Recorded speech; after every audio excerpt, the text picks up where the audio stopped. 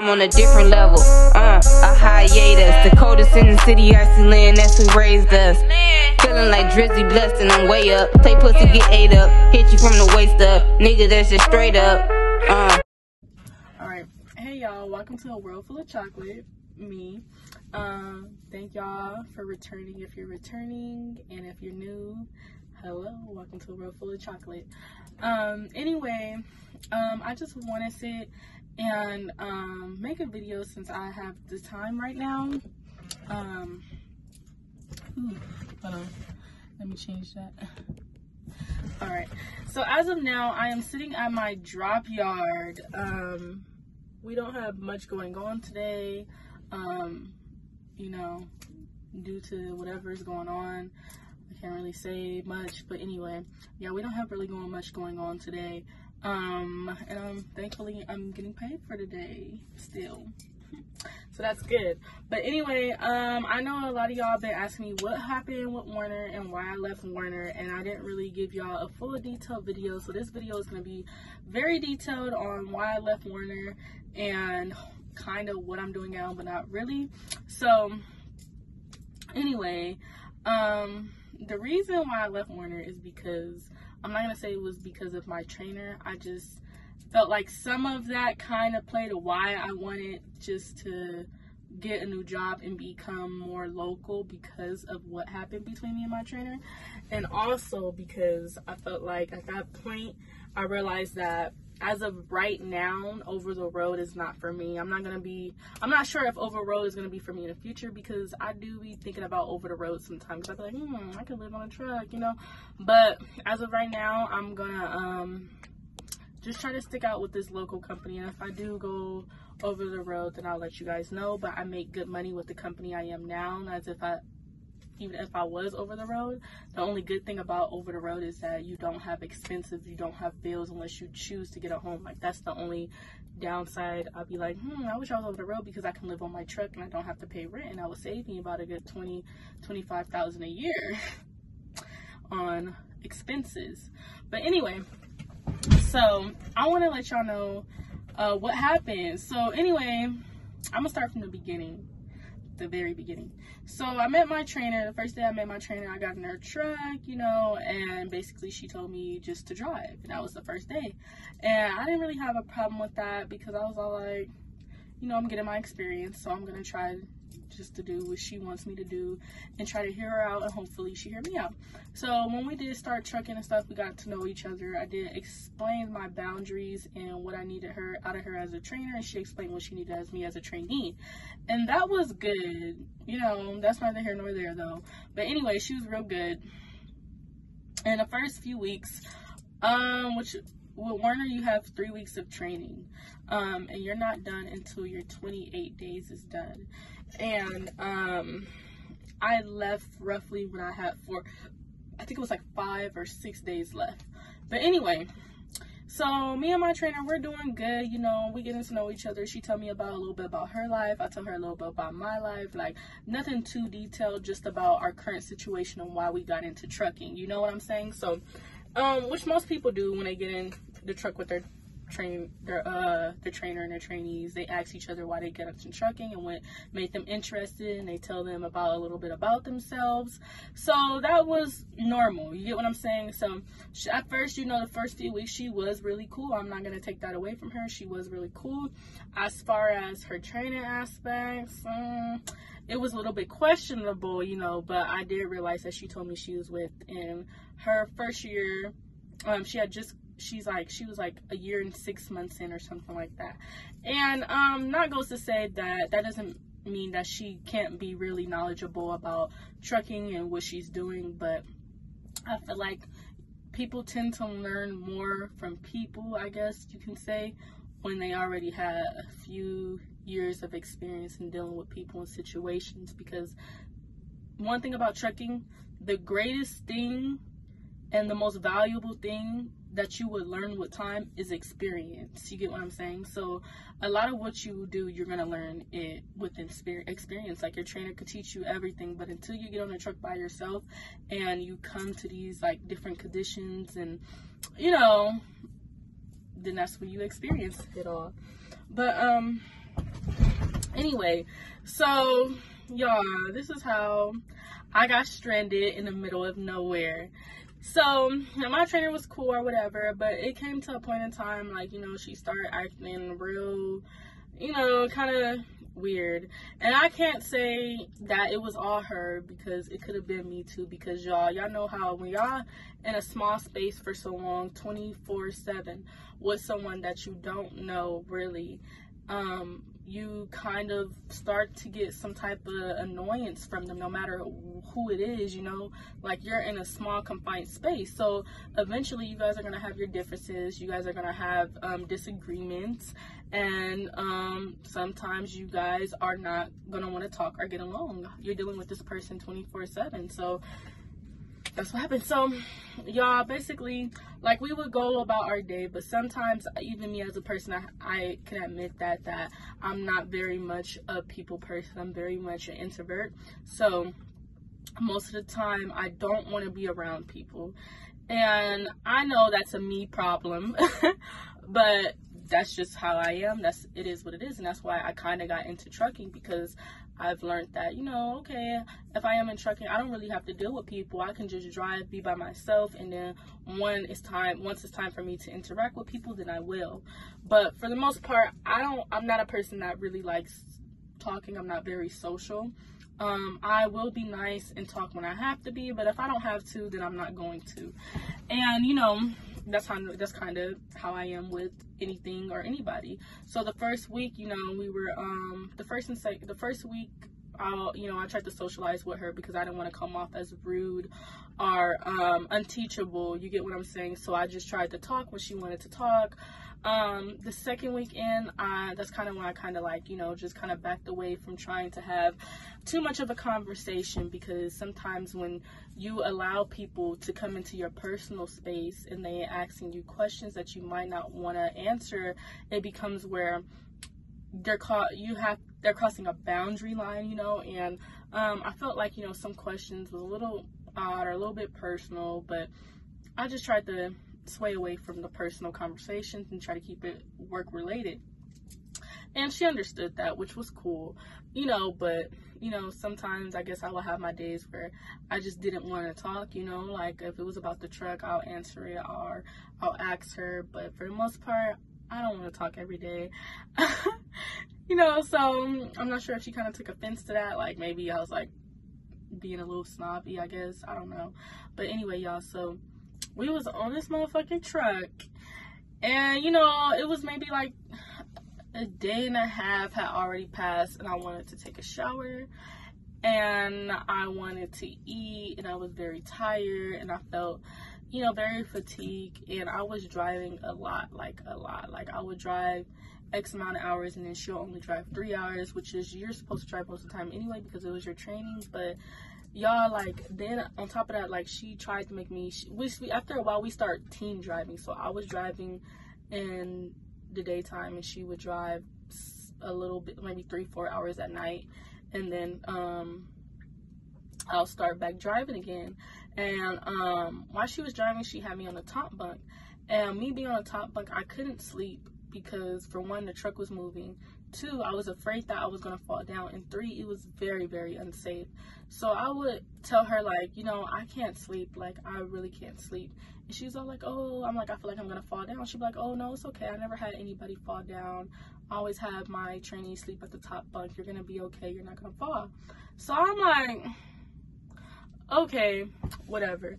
Y'all, so that was like a real big red flag. So I called one of my partners that I know at Warner. I met at Warner, and he has been working in trucking for like maybe 5 to 8 years now. So he was telling me, like, I was telling him, like, I haven't been able to sleep, you know, I'm really tired, and it's getting me stressed out because I'm not able to do my job properly, and I'm very nauseous all the time. I'm very tired, like, my body just feels like it's shutting down. And he was like, well, why can't you sleep? I'm like, because when she's driving, I'm at the top bunk, and I'll wake up out of my sleep because I'll be like grabbing onto something, because I'll be feeling like sometimes if she slam on her brakes, I'm gonna fall. So he's all like, D, you're not even supposed to be sleeping up there. Like, he was all like, ask her, can you sleep at the bottom bunk? He's like, because that's unsafe, especially while she's driving, because if you get in an accident, like, you're not gonna survive that. Like, you're going to die. You're gonna fly probably through the freaking windshield. So I was all like, okay, well, I'm gonna ask her and see what she say. But I was telling him, I'm like, nah, I don't want to ask her, because then I don't want to be in her personal space. You know, we're already in a small confined space, and we're already like in each other like personal space, so I don't want to overstep my boundaries by being here and asking her to sleep in her bed. And he was all like, nah, just swap out your sheets with her and shit and sleep down there, fuck it.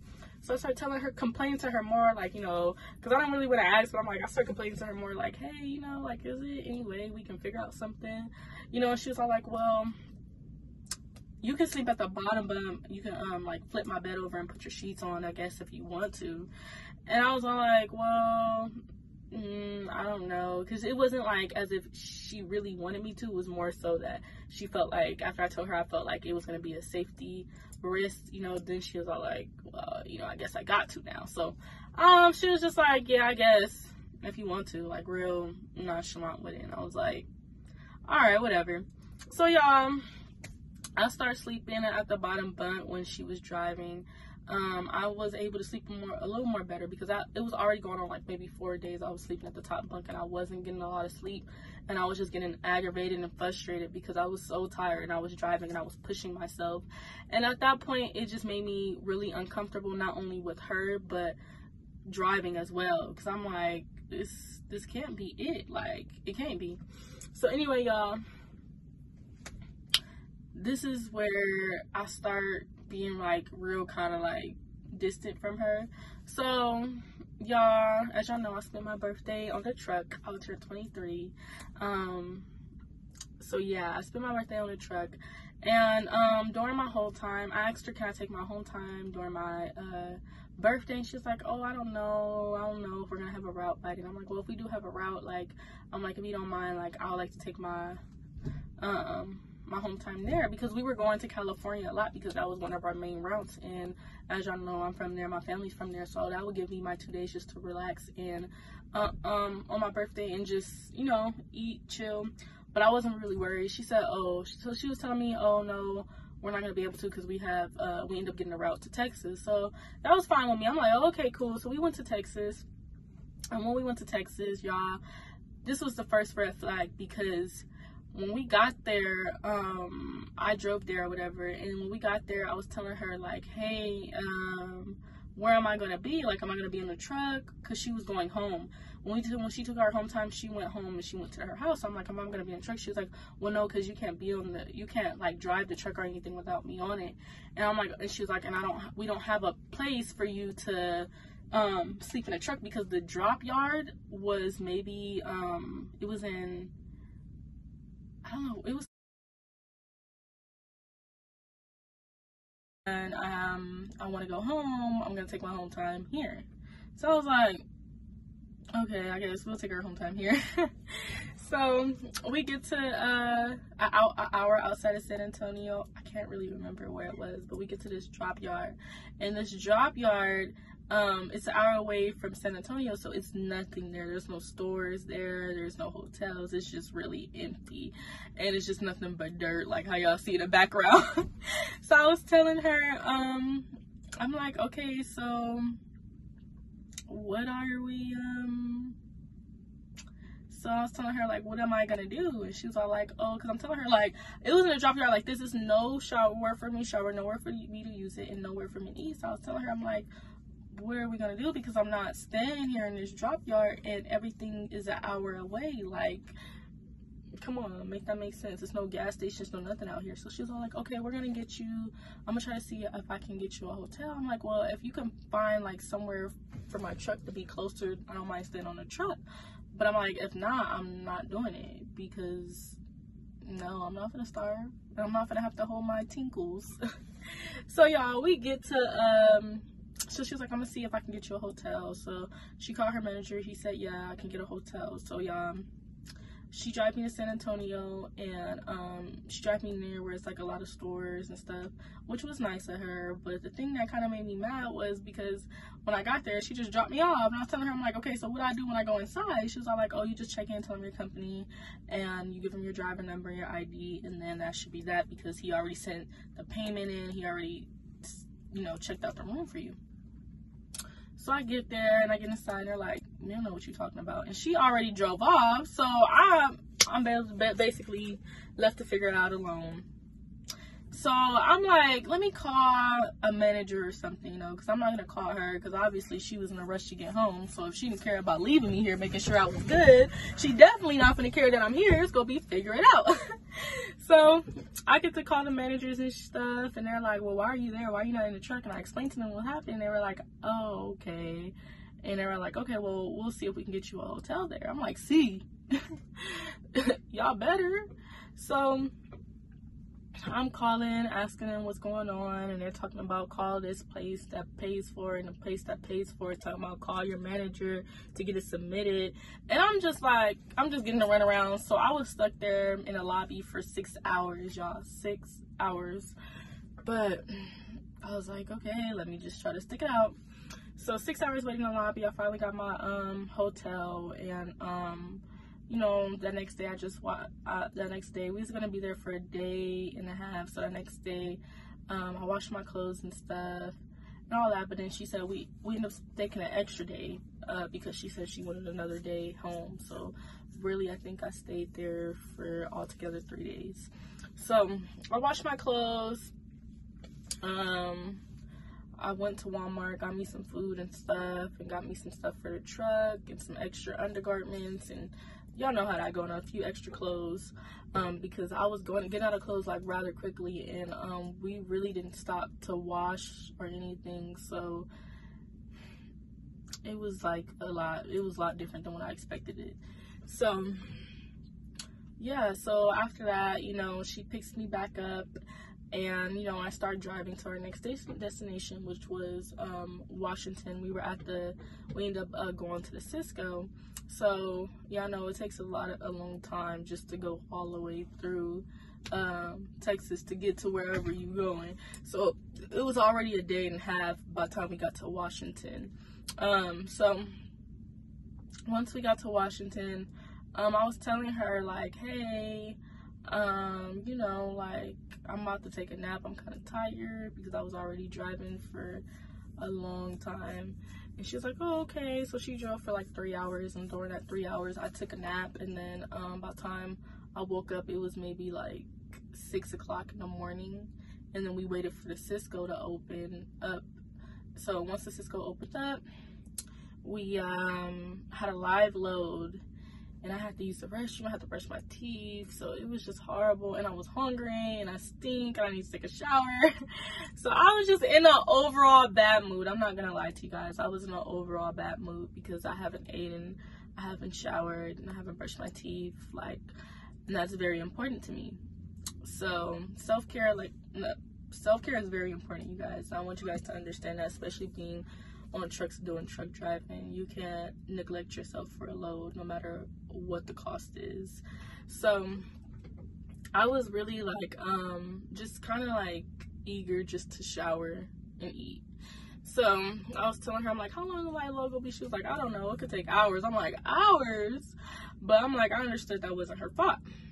So after that, I think like 3 hours later, our live load was done. So now it was time for us to head to Oregon. And we were like really, really early for our load. I think we had about a good,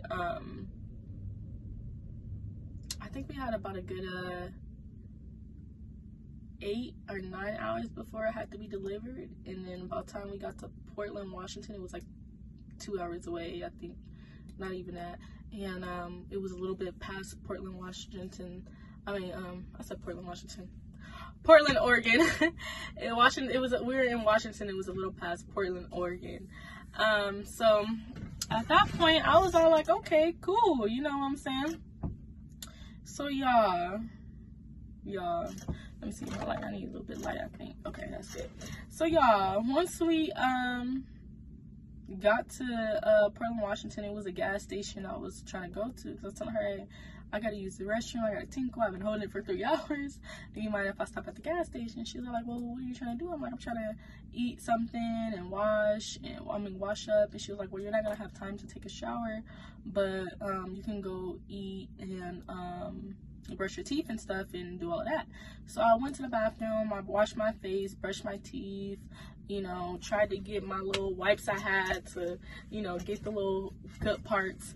And then I went to go get me something to eat. And then I saw her at the taco truck. I was like, hey, well, when are we gonna be able to shower? She was like, we could shower later tonight. And I'm like, later tonight? Because it's already a day and a half. So by the time that nighttime hit, that's basically almost 2 days. And I'm not one of them people, you know. And I guess I kept bugging her, because I'll be like, hey, when we go shop for shower? I'm really one of those people, like, I want to know when we're going to shower. Because at this point, like, we're both women.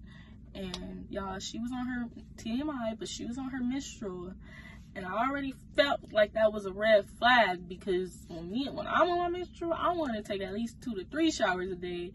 And not to say I'm dirty or anything, it's just, I guess it's a comfort issue, you know. I mean, my women out there, if you get it, you get it. If you don't, I don't know.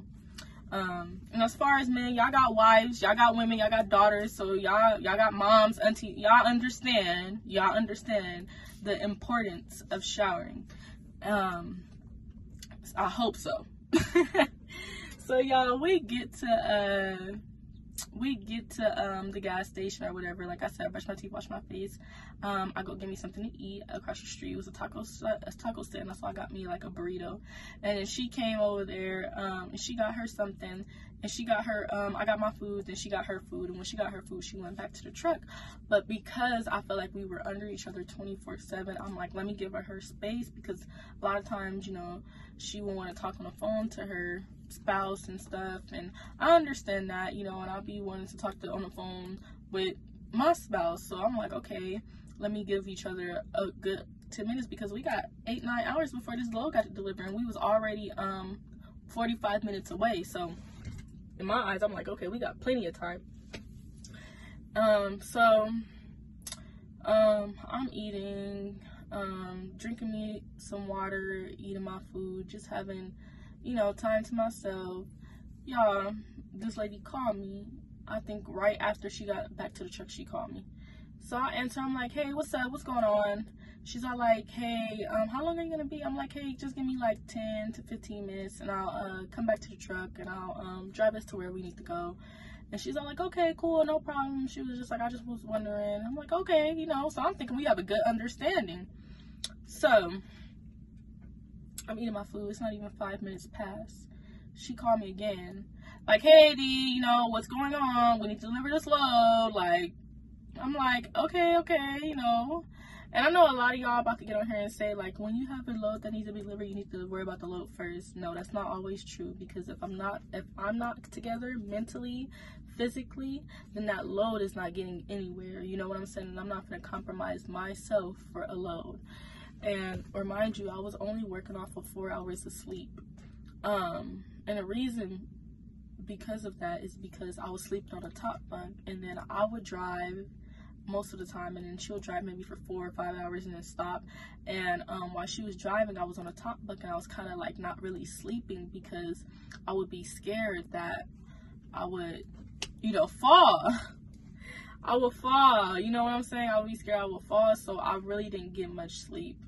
I just couldn't sleep for some reason. Like, I wasn't sleeping how I should have been. And that's a big no-no when trucking, you know what I'm saying? Because you're not only risking your life at that point, you're risking other people's lives around you. Yeah, so anyway, let me go back to what I was saying before.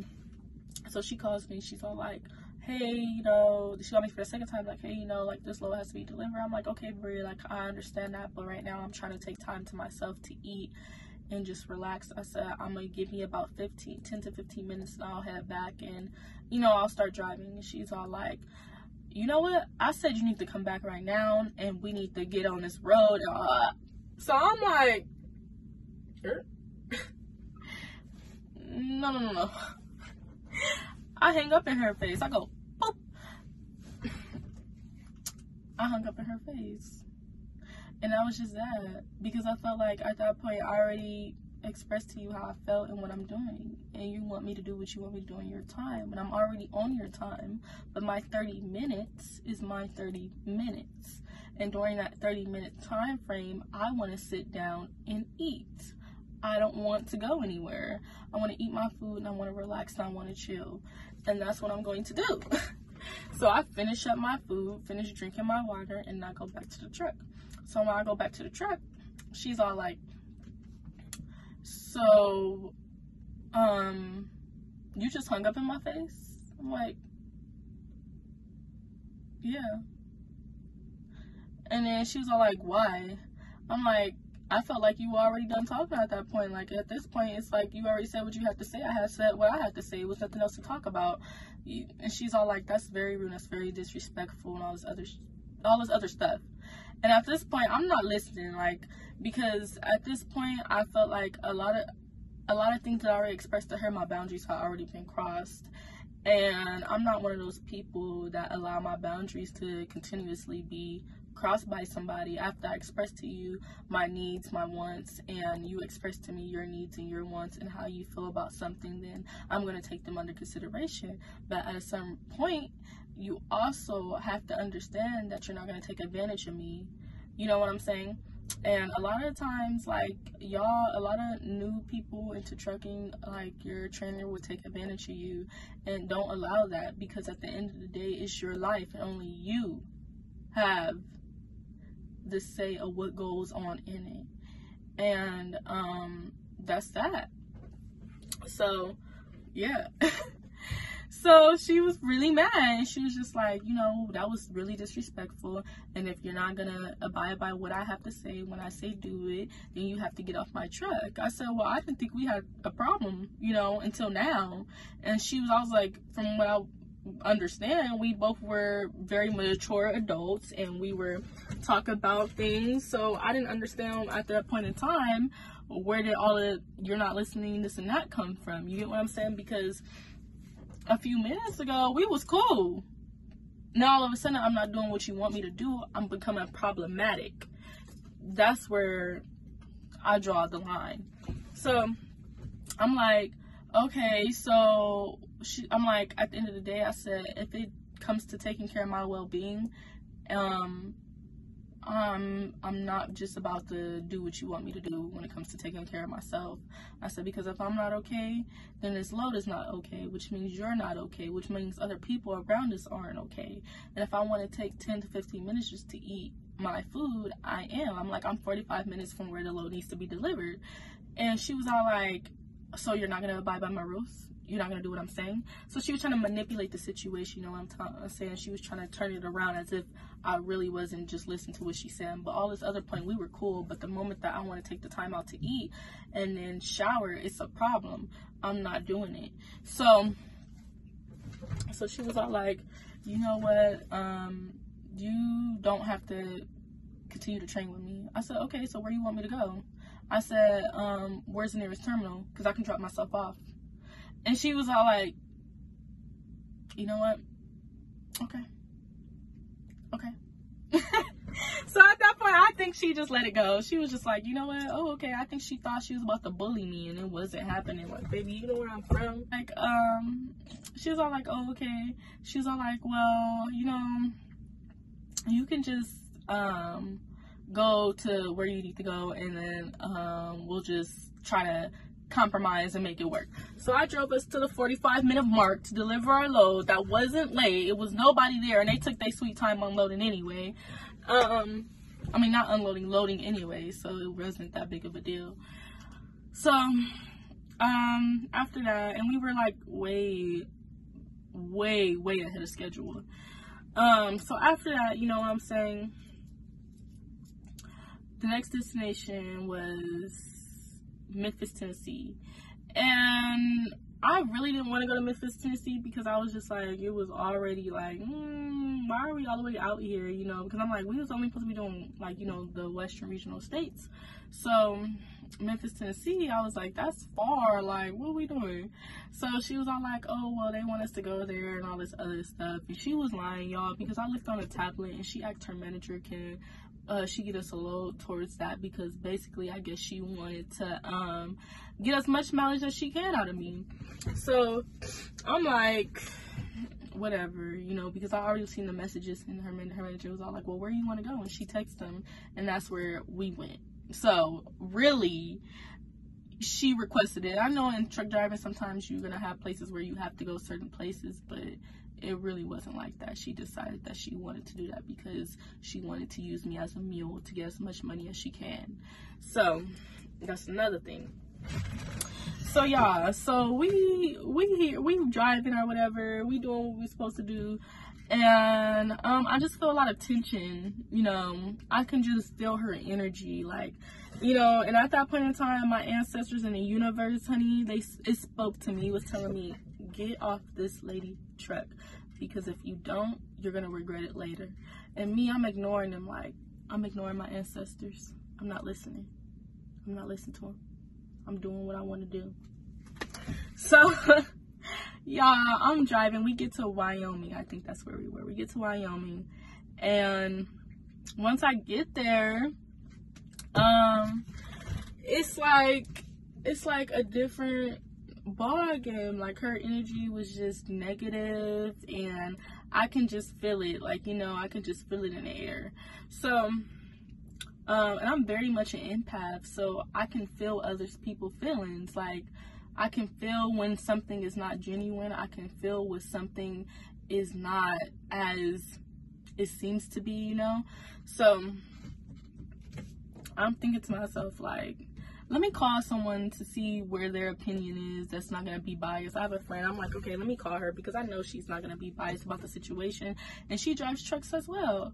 So I told her what was going on, how I felt. And she's all like, you're not even supposed to be doing that. Like, you driving your time and hers. Like, that's not okay. And she said on top of that, she was all like, y'all supposed to take your 30 minutes and y'all have more than enough time to shower and eat and stuff. She just doesn't want to. So once I really listened to that, I was all like, so you trying to play with me? That's how I felt. You trying to play with me. So y'all, we get to the gas station over there in Wyoming, and I call my friend like, you need to get off her truck. She's like, because probably what she plan to do is just use you to get her mileage and get her money, and as soon as you get to Memphis, Tennessee, she finna drop your butt over there. Like, your ass is gonna be stranded. So I'm like, no, I don't think she would do that. My friend was like, you don't know what she would do. And the fact that y'all already had tension, and she already told you that she'll drop you off and leave you in Washington, it says a lot about her character. And I'm like, you know what, you're right. So I get to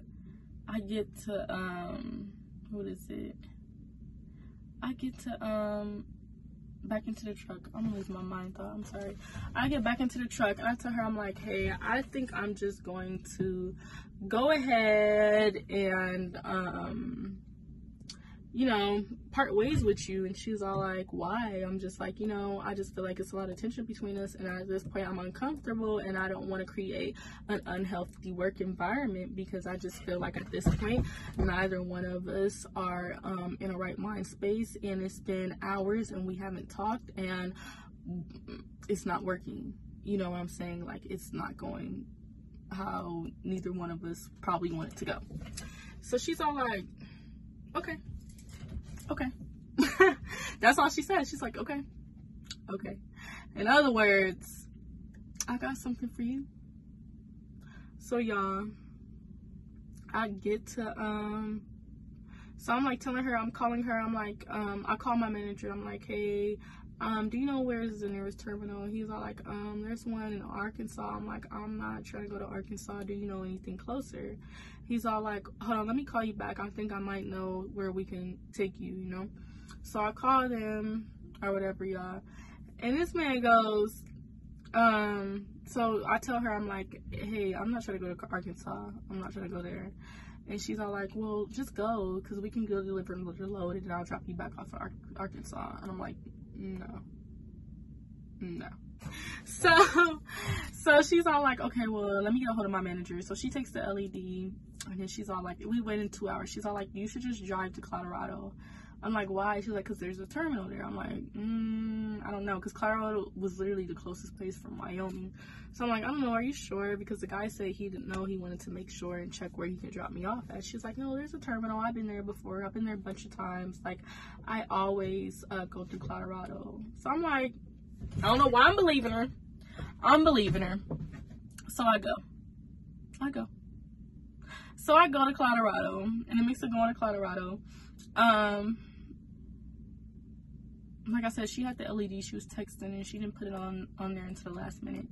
So she didn't put it on there until it was like literally time for us to drive off. So I get to Colorado, and I'm like, I talk to the security guy. I'm like, hey, where's the terminal? Where's the hotel?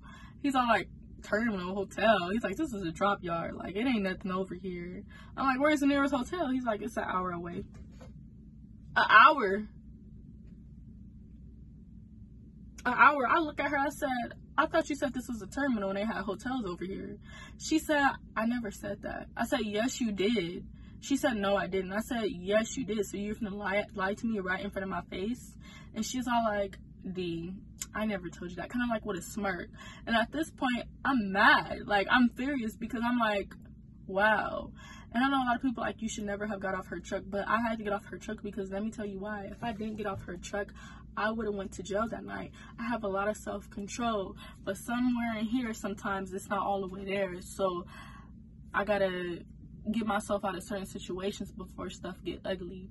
You get what I'm saying? I have a lot of self-control and I'm very calm at some points, but when I feel like somebody is playing with me and they trying to play with my mental and manipulate my intelligence, I gotta get on, because I already knew at that point in time, it's like she was trying to set me up for failure. She wanted me to do something for her to have a reason to either make me lose my job or put me in jail.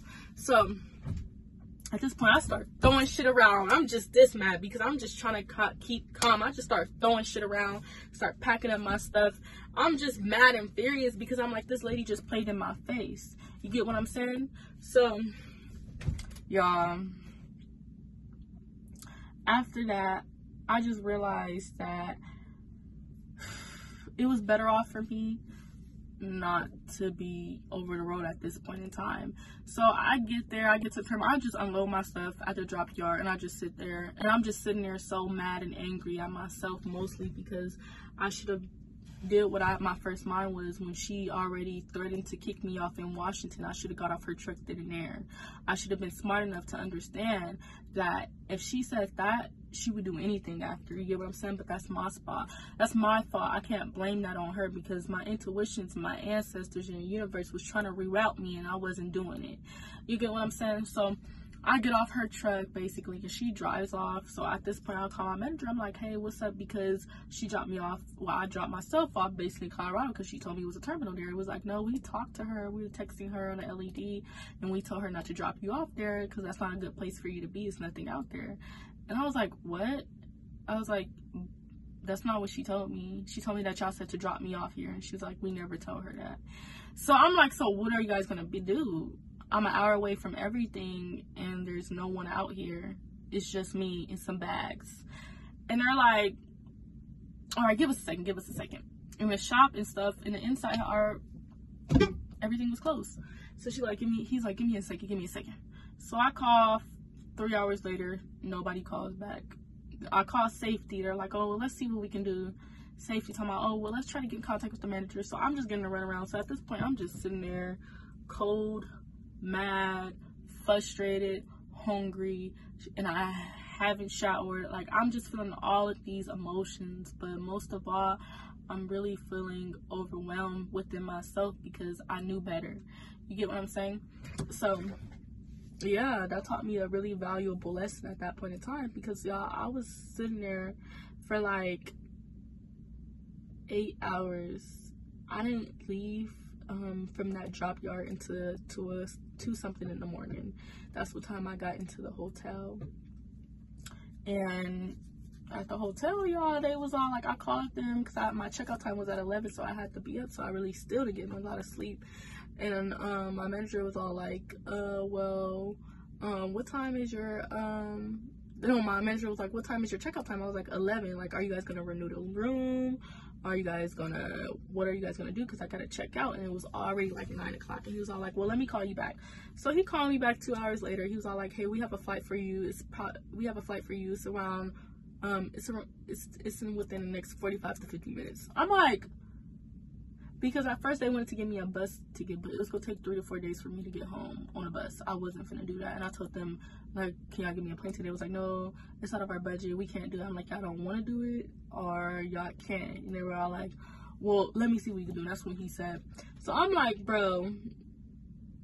So I get in my Uber. I'm like, hey, I need you to like push it to the plane ride, like to the airport. I'm like, my plane ride leaves in 50 minutes and I need to get on this plane. If I don't know what I'm gonna do. So he's all like, I got you. So he drive me there dangerously, but he got me there. And when I get there, I'm like looking all around, because y'all, that airport in Denver, Colorado is so freaking huge, like so huge. So he gets me there and he's all like, oh, well, you know, have a good day. I give him a good little tip, you know. So then I'm looking around the airport trying to figure out where to go, and literally I got on my plane 10 minutes before it took off, by the grace of God. Like, whew. So y'all, I just had a bad experience with that, you know what I'm saying? And after that, I told myself, like, I would never allow anybody or myself to put myself in that situation. And I'm glad I did find the job I have now, because I needed to really decompress from that situation, because it was just a lot for me. Like, I'm a young woman at that, and I'm not saying that it couldn't happen to older women. It can. Not saying it can't happen to men, because it can. But I'm saying anything could have happened to me at that time. And all I would have been like, it was myself that got me in a situation. Like, you know, I should have known better. So anyway, for all my young drivers and older drivers out there, be safe. And when you're in middle-aged drivers, and when you're on a truck with your trainer, just be wary of anything and anybody, because not everybody have your best interests at heart, and anything can happen at any given moment. And it's honestly sometimes best to get off your trainer truck if you're feeling uncomfortable, rather than trying to stick with it and stay with it, because that's what I did. And yeah, you know, if you are getting into trucking, just research a lot about the company and all this other stuff.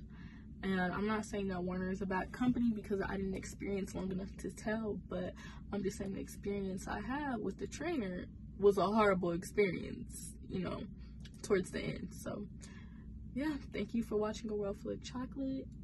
And right now, y'all, I'm sitting in my yard, and it's 10 minutes for me to go home. So I'm about to get off.